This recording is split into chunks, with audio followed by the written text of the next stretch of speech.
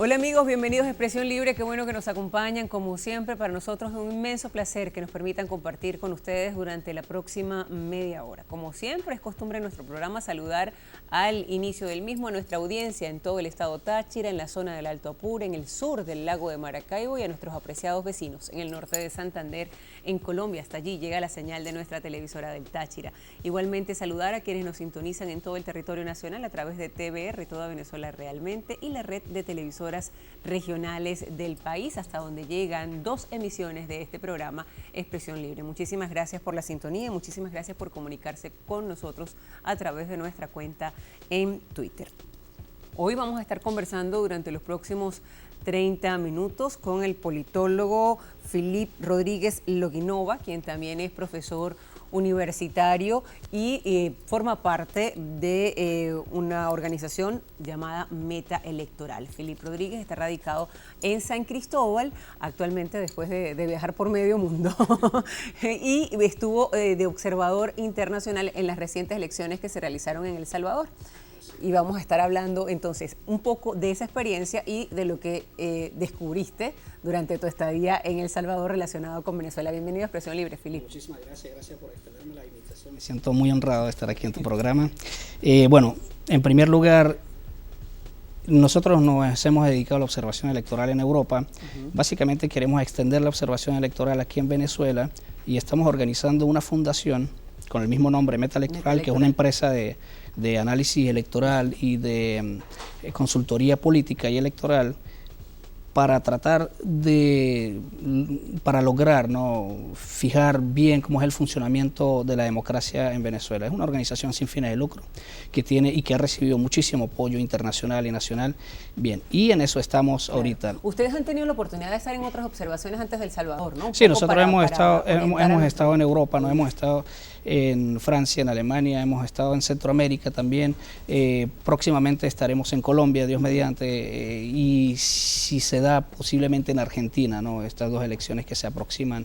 Y esperamos también formar parte del proceso electoral venezolano, claro, que con toda franqueza te puedo decir ha sido un poco accidentada, ¿no?, a lograr las credenciales, el CNE, porque aquí de paso ya no son los observadores electorales, sino los llaman acompañantes electorales. Mi experiencia en El Salvador, que es algo bastante interesante. Nosotros trabajamos en El Salvador en el 2012, en una elección legislativa y municipal, una elección de bastante interés nacional, ¿no?, para El Salvador, y la cual las personas a nivel mundial estaban observando con mucho interés también.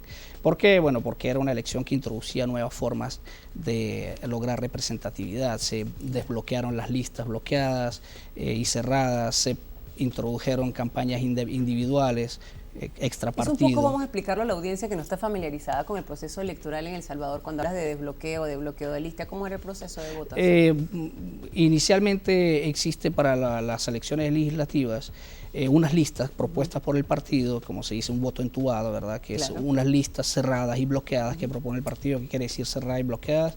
Que la organización y la jerarquía dentro de esas listas la establece el partido y no hay manera de que la persona tenga un voto preferencial por algún candidato con el que simpatiza más del que simpatiza por un candidato que ya conforma una lista preestablecida. Se introdujeron esos mecanismos, lo cual llamó muchísimo la atención, ¿no? Y además que El Salvador es un país que, habiendo atravesado una guerra civil de 12 años, ha logrado consolidar un sistema democrático cuya legitimidad ahorita está un poco deteriorada, ¿no?, por la misma cuestión de la desconfianza en los partidos y en los candidatos y los representantes políticos. Sin embargo, el sistema está bien asentado y yo pienso, y nosotros somos optimistas con respecto al futuro democrático en El Salvador. Llama muchísimo la atención. Nosotros estábamos involucrados en estos procesos y fuimos como observadores electorales a trabajar con el CIS y con el Tribunal Supremo Electoral. Habiendo sido acreditados... ¿El CIS es la organización que los invita? Sí, el CIS es el Centro de Intercambio y Solidaridad, que es una fundación sin fines de lucro también, que se encarga de buscar observadores internacionales y, bueno, vinculada al Tribunal Supremo Electoral, el cual acredita a estos observadores electorales.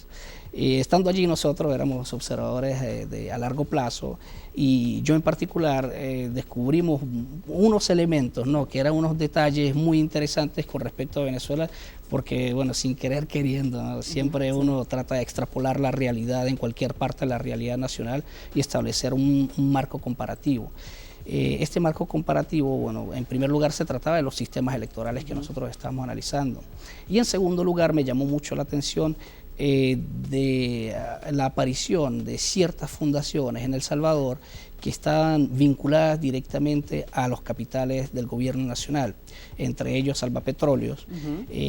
Cuando yo escuché Alba Petróleos, si uno piensa inmediatamente en Venezuela. Sí, ¿no? claro, el Alba, la alternativa bolivariana para América Latina, llamó bastante la atención, claro. Comencé a averiguar sobre el tema y que además que era un tema extra observación electoral, eso fue como una investigación adicional. Me reuní con las personas, los Estrella de Rodríguez, el Carlos Ruiz, que eran respectivamente los alcaldes de Apopa y Soyapango, y esta persona, Luz Estrella Rodríguez, quien estaba a cargo de Alba Petróleos, ella más o menos me explicó de qué se trataba, ¿no? Era una empresa mixta fundada por Enepasa, que era Energía para Salvador, y PDB Caribe, que también con capitales venezolanos, y fundaron Alba Petróleos. Bien, esta Alba Petróleos básicamente tenía que ver, o tiene que ver, buscando fomentar las realidades de las personas, fomentar el buen vivir, fomentar la ciudadanía, claro. La inclusión social. Es una fundación, bueno, pero el capital, al menos en teoría. El capital, un buen porcentaje depende de Venezuela. Sí.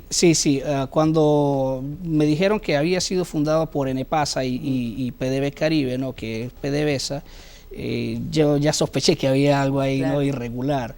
La verdad es que prácticamente todo el capital es venezolano. Cuando se fundó en el 2006, el presidente Chávez había destinado 100.000 barriles de diésel que se debían pagar el 60% a 90 días y el resto a 25 años. Era más o menos un subsidio que se hacía a la nación salvadoreña. Posteriormente se creó Alba Petróleos, ¿no? Se organizó Alba Petróleos dentro de El Salvador. Y esto tiene una particularidad.